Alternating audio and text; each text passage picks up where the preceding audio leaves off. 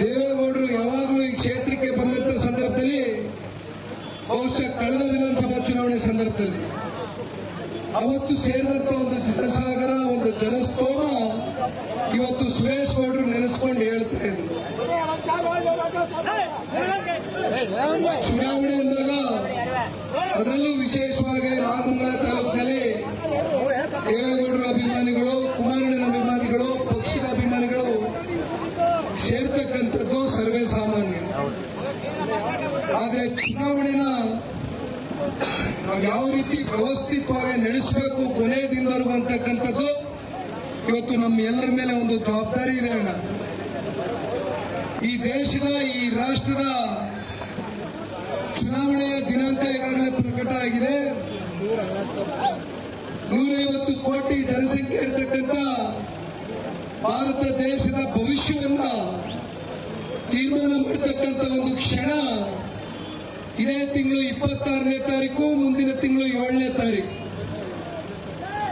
ಮೊದಲನೇ ಹಂತ, 2ನೇ ಹಂತದ ಚುನಾವಣೆಯ ದಿನಾಂಕ ಈಗಾಗಲೇ ಪ್ರಕಟ ಆಗಿದೆ. ಅದರಲ್ಲಿ ರಾಜ್ಯದಲ್ಲಿ 14 ಲೋಕಸಭಾ ಕ್ಷೇತ್ರಗಳ ಚುನಾವಣೆ ಇದೇ ತಿಂಗಳು 26ನೇ ತಾರೀಕು ನಡೀತಾ ಇರತಕ್ಕಂಥದ್ದು.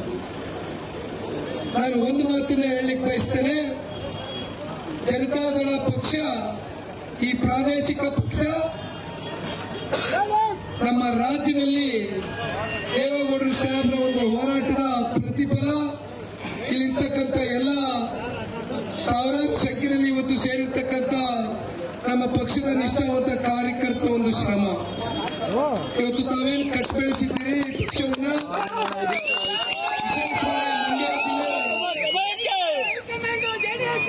ಮಂಡ್ಯ ಜಿಲ್ಲೆ ಅತ್ಯಂತ ಪ್ರಮುಖವಾದಂತ ಒಂದು ಪಾತ್ರವನ್ನ ಈ ಪಕ್ಷವನ್ನ ಕಟ್ಟಲಿಕ್ಕೆ ತಾವೆಲ್ಲರೂ ಕಾರಣಕರ್ತರಾಗಿದ್ದೀರಿ.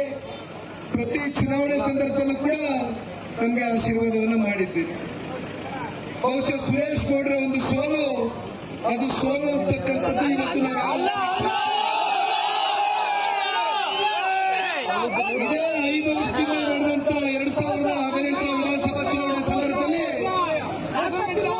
ಕುಮಾರಣ್ಣ ಅವರು ಈ ರಾಜ್ಯದ ಮುಖ್ಯಮಂತ್ರಿಗಳಾದ್ರೆ ರೈತರ ಸಾಲ ಮನ್ನಾ ಆಗ್ತದೆ ಅಂತಕ್ಕಂಥ 48,000 ಅಂತರದ ಮತದಿಂದ ತಾವೆಲ್ಲ ಆಶೀರ್ವಾದವನ್ನ ಮಾಡಿದ್ವಿ. ಇವತ್ತು ಗೆದ್ದಿರ್ತಕ್ಕಂಥ ಶಾಸಕರು ಕೇವಲ 2,000ದಲ್ಲಿ